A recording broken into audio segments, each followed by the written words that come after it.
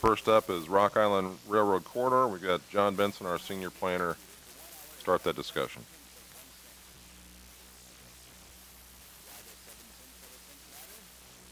Thank you, Mayor and Board of Aldermen. The purpose of the presentation tonight is to give you an overview of some work that's been going on over the past few years in regards to the Rock Island Rail Line corridor from Pleasant Hill to the sports complex, or actually the Leeds area in Kansas City, Missouri. As you can see on this map, it extends approximately 30 miles of corridor. As far as a little bit of history, back in September of 2007, Mid-America Regional Council, or MARC, began convening meetings with staff from cities along this corridor to discuss the potential use or future use of that corridor. The corridor is not, or has not, been abandoned by any railroad. It's simply inactive, which means that it could be reactivated by a railroad, or in this case Union Pacific, which owns the rights of the railroad from Pleasant Hill into the Kansas City area. A number of meetings were held, and in August 2008, that group of communities, which Raytown was a part of, formalized that group to become the Rock Island Corridor Coalition. The founding members and current members of that coalition include the cities of Greenwood, Kansas City, Lee Summit, Pleasant Hill, and Raytown, as well as the counties of Jackson County, Cass County, and then Mid-America Regional Council themselves.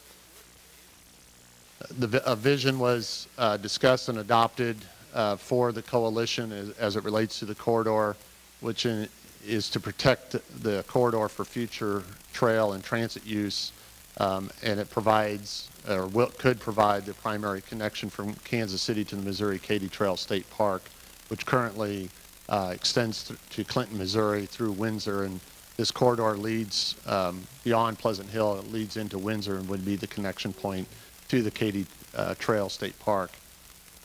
The mission of the coalition is, again, just as I said, to protect the Rock Island corridor, or Rock Island Railroad corridor, from Pleasant Hill to Kansas City for future trail and transit transportation. The need for the coalition as through our discussions is to, again, obviously protect the corridor, because there is nothing protecting it. As many of you may know, it's in the various sections of the corridor are not well maintained, and it isn't, it's just kind of in a state of limbo in essence, and that's not just unique to Raytown. That extends through pretty much every one of the communities that this corridor goes through. Another need is to determine the ownership or management plan for that corridor, not so much the ownership and management of that corridor today, but in the future, at such point as trail or transit use of that corridor would develop. And then also negotiate the access or sale or purchase, if you will, of that corridor from Union Pacific. And then once that, obviously to get to that point, fundraising becomes a critical issue, because it's going to cost money to not just acquire the rights, but also to construct trail and future transit use if and when that should ever occur. And then to identify the trail construction access points and develop the engineering plans that would be required for that construction and preserve the future transportation options. The benefits from doing all this, there's multiple benefits, including the transportation, economic impacts to the communities along the corridor, the tourism benefits that could be provided from the connection to the KatyTrail State Park leading into the Kansas City metropolitan area, the number of riders that would bring through each community. Also the recreational aspects that would be provided, the health benefits that would be realized, and then the environmental issues that could be addressed as far as alternative modes of transportation. The current status, currently, as I mentioned, the corridor leads to Pleasant Hill from Pleasant Hill to the Leeds Junction near the Truman Sports Complex. The corridor is owned by the Union Pacific Railroad. Union Pacific has indicated to the coalition in various meetings, or 2 or 3 meetings we've had with them, that they are interested in selling the corridor, the rights to this corridor. That's a significant change in the Union Pacific. In the past, they have not been willing to even to discuss, or much less return phone calls in some cases. In this case, they're very actively involved in conversations with the coalition. So that's good news. I'd like to kind of tag on to the mayor's comments earlier during the proclamations. A local resident, Pete Laughlin, was about in around 2007 organized a meeting with Union Pacific that in effect led to the beginning of the discussions on this, and it was through his own doing and continuous phone calls and just talking to various people at Union Pacific that led to that meeting. So that was a seed that was planted, not solely the only seed, but one of the seeds that led to where we are today.